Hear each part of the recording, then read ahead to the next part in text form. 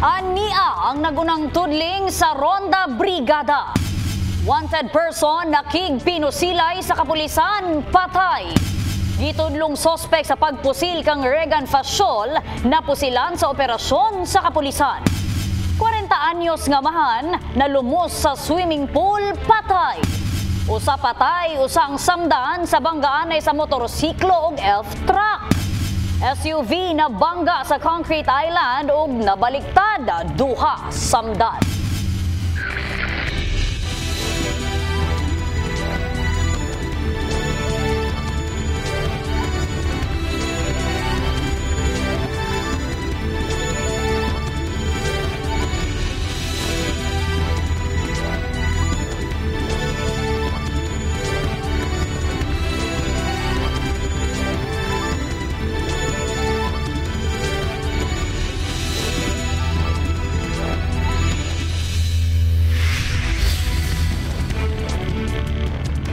Surgeon, maayong hapon. Adlang Miyerkules, Hulyo 3, tuig 2024. Live weekend din sa Brigada News Center. Ako ang inyong kabrigada nga maghatod sa inyong mga balita nga sakop sa Surgeon. Ug kini ang Ronda Brigada.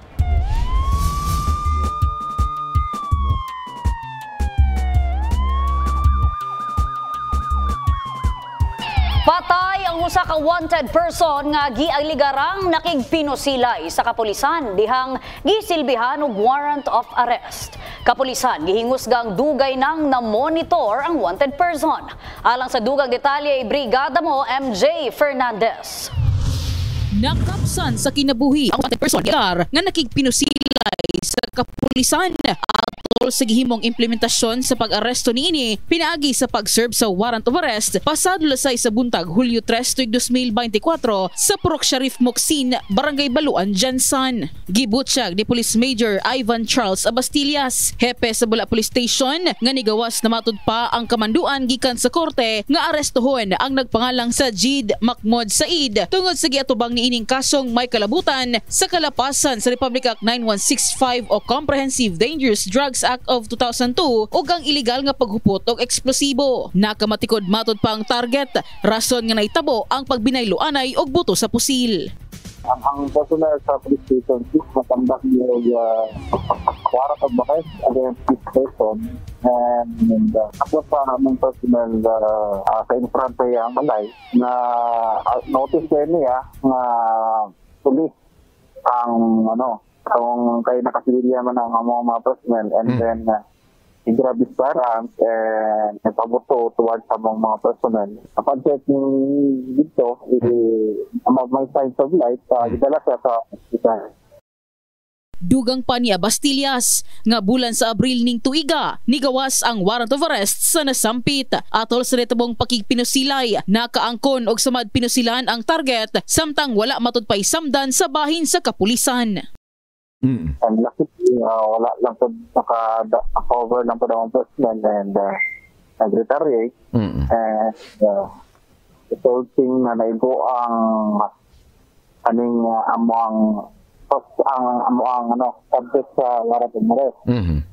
Kasamtangan, wala pa'y gipagawas nga pahayag ang mga kabanay ni Said samtang gikustodiya na sa iyang pamilya ang patayng lawas niini ug takdang ipahiluna base sa ilang tradisyon. In the heart of changing lives, kini sa MJ Fernandez, Brigada News. Case solved na nga makonsidera ang insidenteng pagpusil patay kang Regan Fasiol sa Purok San Juan Extension Silway, Dadiangas West, Jansan. Kinihuman nga napusilan patay sa operasyon sa kapulisan ang itudlong sospek. Ibrigada mo, Enemy Mugpon. Patay ang usa ka lalaki human silan sa operasyon sa kapulisan. 45 sa gabi Hulyo 2 sa Purok San Roque, Silway, Barangay Dadiangas West, Jansan. Ang namatay, giilang si Evan Jade Senas alias Van Van, hamtong ang pangidaron o residente sa Purok San Juan, San Isgutang, Barangay. Sumala sa hepe sa Pendaton Police Station, si Van Van ang gitudlong miposil patay kang Regan Fasiol kaniadtong Hulyo 1 sa gabi sa Purok San Juan Extension, Silway, Dadiangas West. Yung subject po kagabi isa po ang suspect doon sa shooting incident na ang victim is si Regan. That's why nagkandak tayo ng hot pursuit operation that resulted to the neutralization of alias Banban. Namonitor sa kapulisan nga anaa si Vanvan sa Purok San Roque Silway ug human sa hitabong pagginukdanay na corner sa otoridad si Vanvan sa naisgutang lugar. Asa sab kini na hagba tungod sa mga samad pinusilan sa nagadayang parte sa iyahang lawas. Accordingly, taga San Juan din nagpuyo. So, iyang gibisita diri ang iyang kalibin partner. Matud pa. Porque naman sila anak. So, matud pa sa source pod nga legal nga operation sa atong men in uniform. Especially sa Police Station 1 na intel. So, muna nahitabo. Matud pa may sukol. Matong safety sa mga kapulisan. Matong napatay ang maong ilang kanakang alias nga si Banban. Bali ka na siya ma'am, gatigbas-tigbas na muanhilan siya po diri, muadto na po sa San Juan, niya manhilan diri, ana ba? Ang nabala na po na ko nga, iyang trabaho diri, murag na something lang po. Pagsulod na ko diri balik, wala ba ko kabalo nga naapay. Kuan diri ingon ani mahitabo. Wala pud mi kabalo nga naa po diha kung giposel si Banban. Pag ingon nang nagbuto-buto na diri li na pud mi didto. Daghan man mi nahandlok jud mi ganina Narecover sa kapulisan gikan sa bag ni Vanvan ang mga putos sa illegal nga droga, kaliber 38 o kaliber 45 nga pusil, mga bala o personal ni ining gamit. In relation sa shooting incident kay Regan sir, si alias Banban din ang contact niya prior sa insidente ng pagbaril sa kanya sir. So kasi yung reason na pwede namin divulge kasi nasolve naman na yung case is yung reason bakit binaril si Regan is dahil sa transaction nila sa illegal na drugs. So, hindi nakapagbigay itong si Regan ng obligasyon kay Banban. Kumbaga yung tinatawag na rin ng pag-remit. Nagkaroon ng personal grudge sa kanya si Banban na yun yung naging sanhi na barili niya si Regan. In the heart of changing lives, kini sa Brigada Enami Mugpon, Brigada News. Disgrasya ang gipadulngan sa usa ka 40 anyos nga amahan human kini niambak sa swimming pool sa usa ka resort ug wala na nakatunga. Ibrigada mo Ver Diazon. Napulihan og kasub-anan pamilya gikan sa Munda Extension, Barangay City Heights, Jansan. Human nga nalumos patay ang 40 anyos nga si Jonathan Lantaco. Human nagdive sa swimming pool unya wala na nitunga sa tubig. Hunyo 30 adlong Domingo sa kasamtangan nga tuig. Gisaysay sa agaw sa nalumos kung unsay nahitabo. Wala pa may nagligo ato. Tapos pag taod-taod pag nakahikay nami, nagligo mi sabay sa angkol niya. Sa pangbata ra sila do sa akong pinsan, tong anak niya nya. Kami dito mi sa dili kay as in lalumpod. Wala pod mi nag-expect nga mo dito pod siya muligo pagka balik na namo ba niya. Nagkanta-kanta pa siya, bidyo-bidyo siya dito nya. Kamera day yang gibantayan pud ato niya dito siya dito sa lumba dito sila nagdula sa dito niya. Gidala pa niya yung anak niya pagka man nabira yung anak niya. Dito na pag dive niya ito sa ilalom, anda man siya katunga. Mo naman na matngunan akong gapugipuka ko sa mga apo nga wala na si kuya, pahulay na nalumos. Mula sa oras? Siguro mga alas 3 yun, siguro mga punto alas 3 o 2:45 basta kay anak gid nga time. Mo to nga gi-declare gid sa gatuan sa kong anak to sa magulang sa hospital. Gi-declare gid nga dead on arrival. Ang usa ka personay sa swimming resort nga si Florita nagkumpirma nga naghatag na sila og hinabang. Naghatag usab kini og dugang pagpaklaro sa nahitabo. Oo, nakahatag na sir ang tag-iyag ang kuan gyud pero nag-promise tong anak nga muhatag sig additional kay murag naluoy siya sa kuan ba. Oo. Karon to iyang promise nga mo dugang. Nakita man daw ni sa isa ka bata nga kuya inyo ang kauban o ganiha pa ni. Gitubag lang daw siya nga sagdai lang na dong kay nagritual. Mao ra pud to akong nadunggan so wala na ko ni gawas. Samtang nagpasalamat ang amahan sa nalumos sa tag-iya sa resort o sa pagtulay sa brigada aron sila mahatagan og hinabang. Sa karon anana sa ilang balay sa Munda Extension City Heights ang haya sa iyang anak. Salamat sa makadaghan sa pagpuning kamot sa brigada Uban po sa akong mga apo nga o mga pagkumangkon na nangkamot sila nga matabangan yun. So nahatagin sa inyong Nahatag ko. In the heart of changing lives, kini si Jason, Brigada News.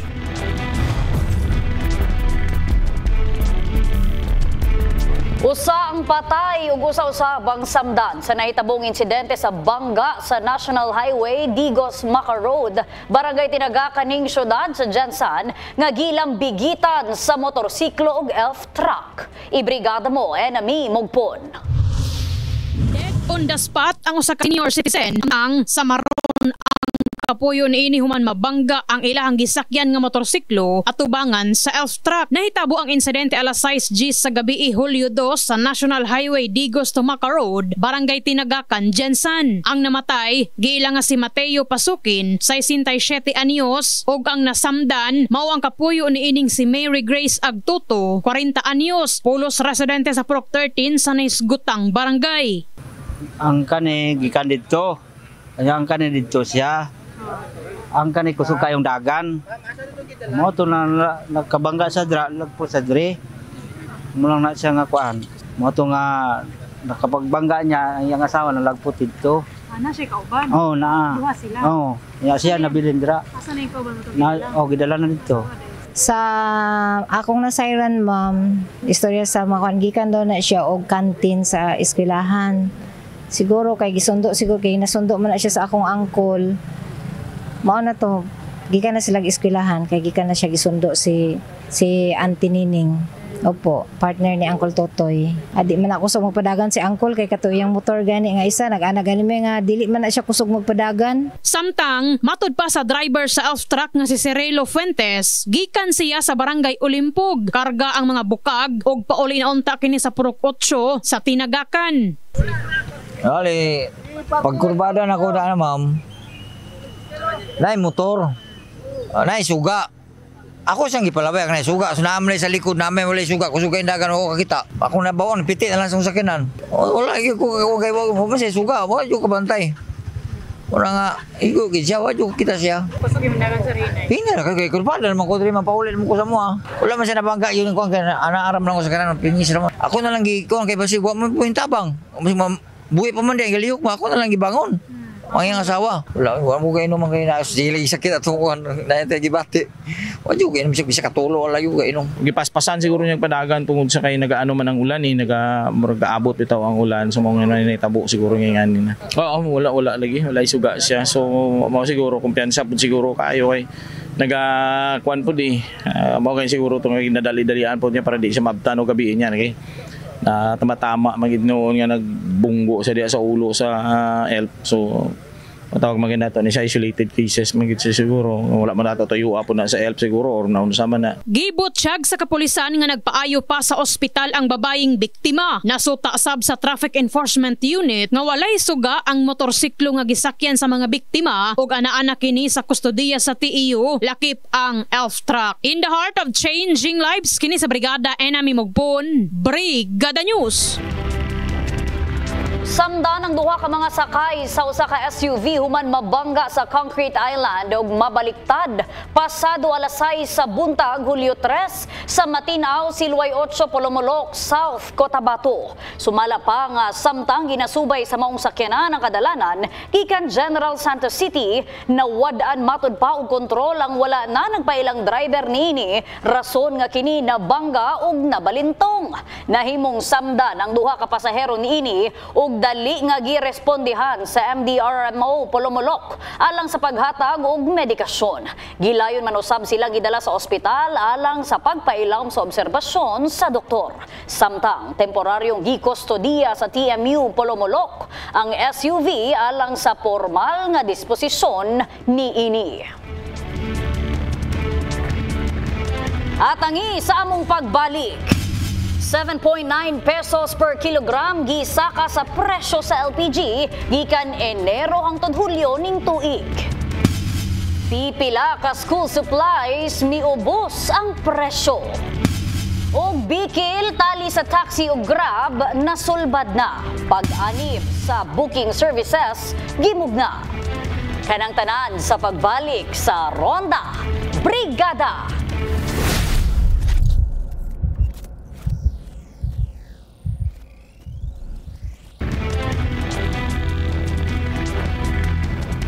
Kapin 7 pesos matag kilogram ang gisaka na sa LPG sulod sa bulan sa Enero hangtod Hulyo ning tuig. Gani pipila sa mga konsumante ni piyait sa maong pagsaka karon pa nga dili lang LPG ang gasaka og presyo. Ibrigada mo Russell Jean Mantile.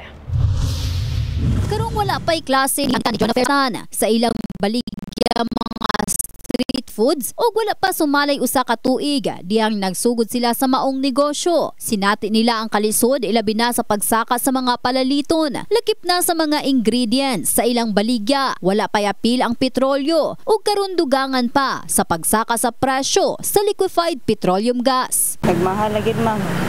Sa mahala. Gamay ray ginansya. Sa tubo lang kag mga 3 pesos diya. Sa mga ng mga negosyante, dako-dako na gina sa mga. Pugos lang ta kay untay mahimo. Unta dili po kay nila pa takan ukuan kay loy po kayo nga kami nga ani og tinda. Nya pila ra ginansya namo di kay ingon dako. Si Beth Sinicero, kaniadtong Hunyo pa lang, nanigurado na sumala pang makapalit daan og LPG. Human mahibaw-an nga lauman aduna na sab pagsaka. Karon pa nga duol na sab ang abli klase ug gamit na gamit nila kini sa matag adlaw. Po siya lisod kay budget pod kayo. Kay daw makikontest po sa mga gastos nga mahal. Bugas gini mahal. Pagluto pod mahal. Mas dalian magluto kong gasol kay anytime gusto ko magluto, pwede na ko magluto dayon sa hindi sa uling kisa dugay pa ko makapasiga sa uling. Kay uling kisa na daw si mibasa. Ako pila pa man kasugay kapos puro ako mahurot ani eh. Kahibaluan nauna ng taho sa Department of Energy ni adtong Hunyo nga lauman matud pang walay pag-ubos sa presyo sa LPG alang sa bulan sa Hulyo ug baguhay lang gipatuman na ang bagong presyo sa LPG sa merkado asa 55 centavos ang gisaka kun kapin 6 pesos sa 11 kilogram. Ang kanhing 11 kilogram nga 1,051 karon ang presyo ana sa 1,057 pesos. Samtang ang 7 kilogram nga kaning 766 pesos. Karon ana sa 770 pesos. Ingon man ang kaning 360 pesos sa 7.7 kilogram. Karon ang presyo ana sa 362 pesos. Sa maabot man sag tatlo kay kisa simpleng inini tubig lang. Luto lang kanon, prito-prito na sabaw ginagmay. Ana ra siya. O tapos magluto og kanon, apto na siya panihapon para tipid po siya sa gas. Ay, may kay nakahabol pa ko sa taong wala pa nagsaka. Sa kinatibukan sukad kaniadtong bulan sa Enero 1 hangtod ning Hulyo, ang gisaka na sa LPG mikabat na sa 7.9 pesos ang matag kilogram. In the heart of changing lives, kini si Russell Jean Mantile, Brigada News. Alang sa atong mga ginikanan ug estudyante nga wala pa makapalit sa ilang mga gamit sa eskwelahan, good news tungod aduna matud pay pagkunhod sa pipila sumala pa sa mga school supplies base sa monitoring sa Department of Trade and Industry karong bulan sa Hulyo. Alang sa dugang detalye, Brigada mo Jean Mantile. Wala pa makapalit og gamit alang sa duha ini anak nga pulos estudyante pa. Ginatiguman pa sumala ni ini ang iyang pangpalit. Sa karon gakanvas usa kini sa mga presyo aron mabudgetan ni ini. Noon sa kami nga nay mga estudyante ginapangandaman ginanamo para at least pag-abot sa panahon nga ting klase na jud dili na pud bugat para sa moa ba ang gasto. So sa layo pa lang naga-prepare na jud mi. Advantage matud kaniya nga trabahante kini asa Pulos School Supplies ang ilang mga baligya. Gumikan ma-monitoran niya ang mga presyo. Ginakuan permente sa layo pa lang naga-prepare nako para dili pud ko ma-presyo pag-abot sa aktual na jud. Sa karon pa lang nagaplano naman pud ko sa paliton kay ginapaabot pa pud nako unsay mga requirements nga ihatag sa teacher nila bago na mapaliton para kung unsa toy pinaka-importante mo lang pud mapalit. Kay sayang man pud mapalit tag mga uban nga mga gamit sa eskwelahan nga di pud nila mga gamit pa sa school. Kay baluan duol na lang abli klase na sab asa lauman na sa Hulyo 29 ning tuiga. Gani sa monitoring sa Department of Trade and Industry Jensen, pipila sumala pa sa mga school supplies ang adunay pag-ubos ang presyo. Sama sa assorted notebook with plastic cover nga 80 libs gikan sa presyo ni ining 41 pesos karon 34 pesos na lang. Bond paper nga 80 libs nga kaning 26 pesos karon ana na lang sa 21 pesos. 80 Libs color notes design without plastic cover. Gikan sa 27 pesos karon 25 pesos na lang. Samtang ang ubang school supplies nagpabilin sa ilang presyo sama sa notebook without plastic cover nga 80 Libs kasamtang ang anaa sa 23 pesos. 80 Libs nga Premier Notes anaa sa 28 pesos. Black, blue, red ballpen ang matag usa anaa sa 9 hangtod 20 pesos. Munggol number 1, 2 ug 3, 11 pesos ang matag usa. Ang 16 pieces nga crayons anaa sa 32 to 69 pesos ug ang 24 pieces ang presyo anaa sa 35 to 95 pesos. Eraser ang presyo magsugod sa 4.50 pesos hangtod sa 20 pesos. Tahal nga gikan sa 19 pesos ngadto sa 69 pesos. Sigon ni Eddie Diasis labaw sa DTI Jensen, itandi kani atong 2022 to 2023 daghan ang mga misaka ang presyo. Usa sa rason ang kakulangon sa mga supply. Apan karon, every week man ang monitoring ni DTI, basic needs and prime commodities and school supplies at that. Per result, wala pa man. In fact, pati ang supply yata. So we'll just continue to monitor, no? And then we observe wala may pagtaas or what, no? Unlike last year yata, medyo nabigla ka because from online, di ba? To back to face. So bigla hindi handa ang mga manufacturers, wala sila stocks. Then in fact parang naging masaya ang issue noon. Pero this time yata parang as if wala lang ano. And I could say na supply and price is stable. In the heart of changing lives, kini si Russell Jean Mantile, Brigada News. Ginapasigarbo sa grupo nga Jensen Taxi Transport Cooperative nga nasulbad ng mga isyu tali kanila sa Grab nga naga-operate sa Dakbayan. Opisyal sa maong grupo nagpasiguro nga makabenepisyo ang mga pasahero sa pag-anib nila sa booking services. Ibrigada mo Dani Kasi.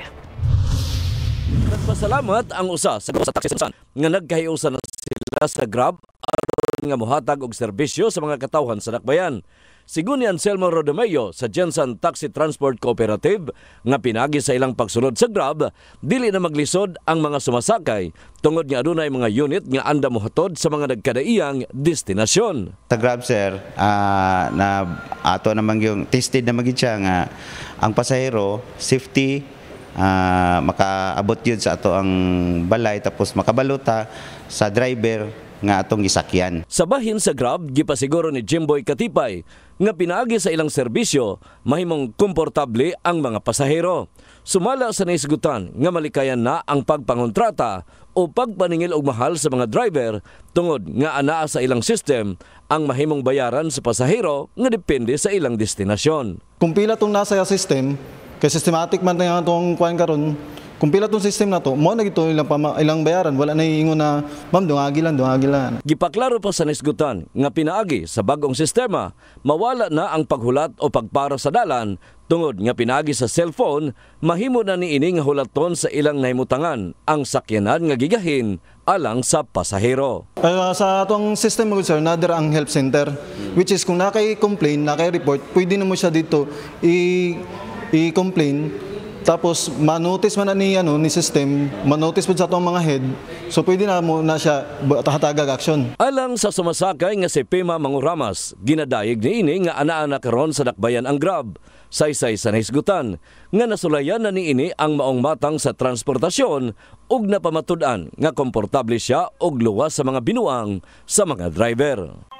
As a commuter, kaya na-experience ko man doon na mo na itong nigawat me. Comfortable siya, it's safer actually pag naka-grab car ka. Kung ako as a commuter. Sa karon handom sa mga transport services nga makahatag og serbisyo ngadto sa mga pasahero ug malikayan na ang pagpang-abuso sa mga sumasakay. In the heart of changing lives, kini si Brigada Dani Kasi, Brigada News. Gikumpirma ni Makabatog Mamerto Miguel Jr. nga siya ang nagpasaka og kaso sa mga opisyal sa gobyerno nga nalambigit sa pakyas nga pagpagawas og Certificate of Affirmation sa pagpili kaniya nga mahimong IPMR sa Alabel, Sarangani Province. Gihingusga ni Miguel nga nahuman na ang selection process ug wala niini naangkon ang COA maong nakadesisyon sila sa pagpasaka og kaso. Samtang nagdumili na ang naisgutan nga panganlan pa ang mga gipasaka niini og kaso sa ombudsman. Kay baluan nga Hunyo sa nakalabayng tuig pa, walay nagalingkod nga IPMR sa sangguniang bayan sa Alabel human ang termino ni Manuelo Mangalon. Dili lang na deprive, ginayaga-yagaan pa. So, sa pagkakaroon, isang na ako sa ombudsman. At least, paraot na ang mo patigayon sa maong eleksyon.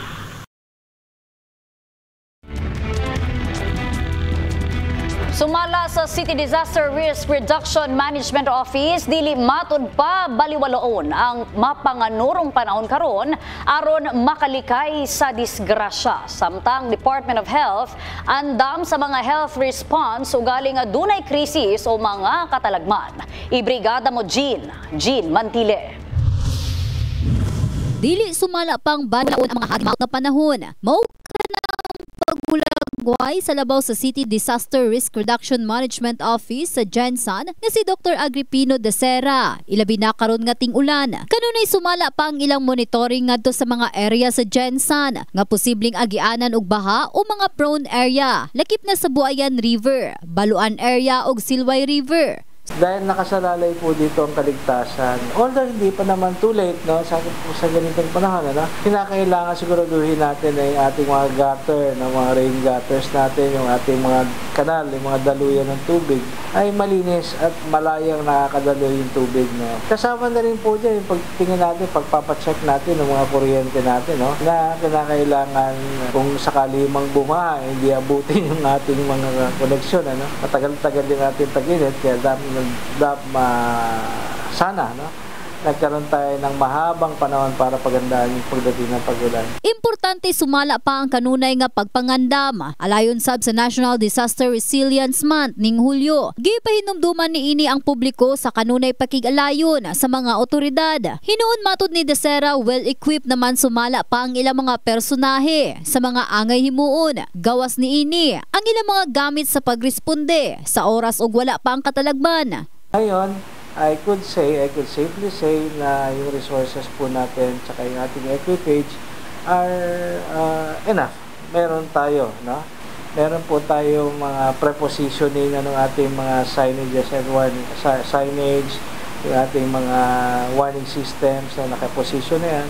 At yung ating pong mga ibang mga partners, no, like the Coast Guard, Navy, Air Force, Armed Forces, and then the barangays they have the resources. At any given time, pagka mayroon tayong pangangailangan talaga to respond to an emergency or a disaster, we call on them. Gani karong panahon sa ting-ulan kanunay sumala pa ang pakikolaborate sa Department of Health Region 12 ngadto sa mga local government units sa pagmugna sa ilang mga kaugalingong disaster risk ug mitigation plan. Gawas niini ang pagkapacitate ngadto sa mga personahe sa disaster preparedness sa mga angay nilang buhaton sa pagresponde sa oras sa katalagman. Taho sa personahe sa nasangpit nga ahensya. Andam sumala pa ang rehiyon sa oras sa mga health response. Our region is ready to address health emergency or disaster in this region, both at the regional as well as the local government unit, to facilitate response and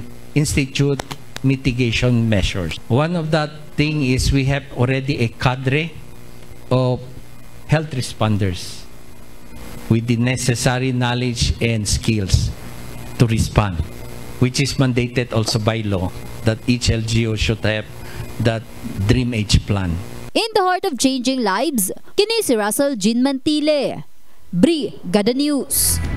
At ang sa among pagbalik, paghimog data gathering sa mga purok sa Barangay Baluan, gimando. 20 ka mga bagong unit sa modernized jeepney takda nga mag-operate sa Jensan. 134 ka mga mag-uuma sa Jensan nakabenepisyo sa libre nga bono sa barangay. Kanang tanan sa pagbalik sa Ronda Brigada.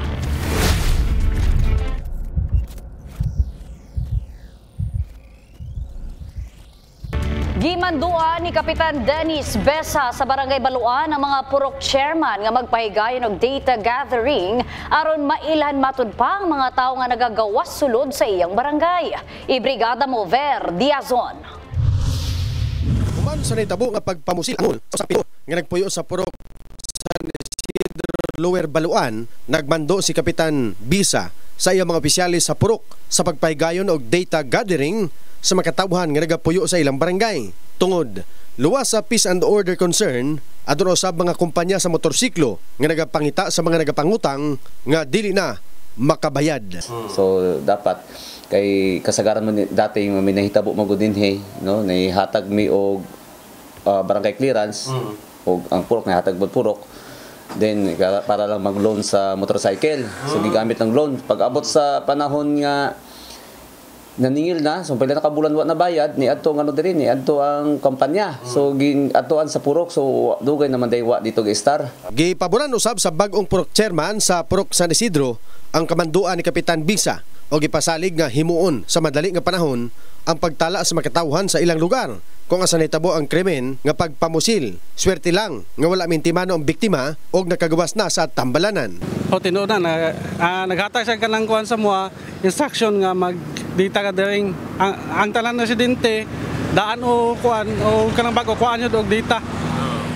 Mao na yang sulti sa mga. Kaya bulan nga nitabo ang pagpamusil sa purok San Isidro buntag sa Hunyo 28 sa kasamtangan nga tuig. Nagikaangol ni Danny Panangan og ang duha ka mga suspect barkada sa biktima nga nagagawa sulod sa ilang purok. In the heart of changing lives, Christopher Jason, Brigada News. 20 ka mga bagong unit sa modernized jeepney ang takda ng muarangkada sa siyudad sa Jansan. Gani, mukabat na sa 257 ka mga modernized jeepney ang ga-operate sa Rehiyon 12. Alang sa dugang detalye, ibrigada mo MJ Fernandez. Muarangkada na sa Jansan ang 20 bagong modernized jeepney. Formal nga gihimo ang turnover ceremony karong adlaw Hulyo 3 kauban ng mga personahe o mga opisyal sa Apopong Lagaw Jeepney Operators and Drivers Transport Service Cooperative, Motorpol Davao Corporation o Land Transportation Franchising and Regulatory Board. Dugay na matud pang naplanuhan ang pagdugang sa ilang unit. Ito'y launching ng mga modern vehicles. Mayroon silang class 2 na jeepney. 20 units. Ang supplier nila is di Hino, Philippines. Ang Aljutsko, yung isang co-op natin, ang kumuha nito from Hino. Yes, pag nakakuha na sila ng provisional authority nila, they can operate. Ngayon, tatapusin lang ata yung mga route markings and other marks. Then, depende yan sa co-op. Kung kailan, the earlier, the better. Mapasalamatan usab ang presidente sa Apopong Lagaw Jeepney Operators and Drivers Transport Service Cooperative sa pagtugyan sa ilang mga bagong unit. Pinagi usab sa abag sa lokal nga panggamhanan sa syudad. I'm very happy. It's very successful and it is the first time in the history. Kasi noong aming una na Foreland, doon kami sa Mateo, sa country home. And in here, they prepared everything. Sila sa programs, invitation, sa accommodation, expenses, lahat-lahat. And then what I'm impressed with them kasi this mga 1 month before the turnover. Well, basically ang ano talaga diyan is yun nga, yung makina niyan, ang emission control niya, emission is Euro 4 na yan. And if we compare this with the previous one, yung mga naunang units, actually mas maluwag na ito. If you have seen yung video kanina, pansin nyo, mas makitid siya. This one is wider.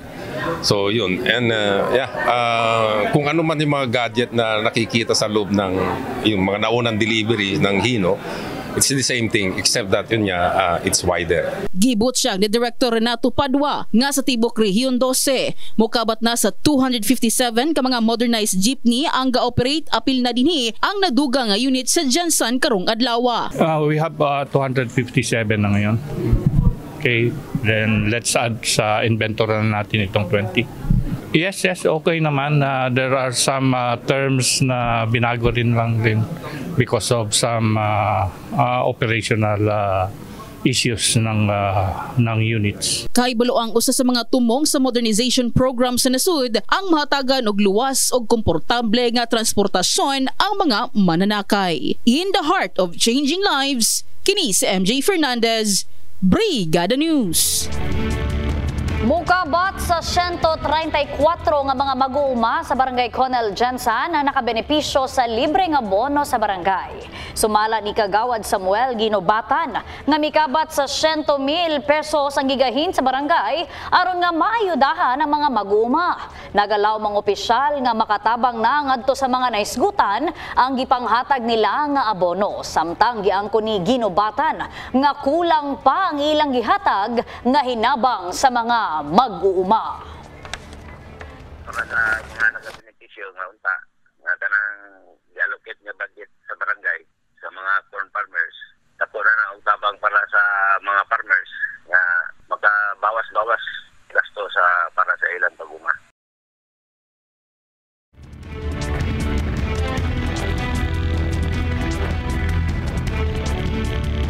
Padayon gihapon sa pagdawat ang Kabrigada Foundation Incorporated alang adto sa mga kabrigada nato nga nanginahanglan og hinabang. Alang sa cash donations, mamahimo kining ipadala sa Kabrigada Foundation Incorporated security bank account number nga makita karon sa inyong TV screens. Alang sa in-kind donations, ipadala kini sa Brigada Complex nga naimutang dinhilang sa NLSI Road, Barangay San Isidro, Jensan. Ug sa mga gustong mahimong brigada volunteer, pwede pod kamong mudangop dinhi sa istasyon ug magpalista.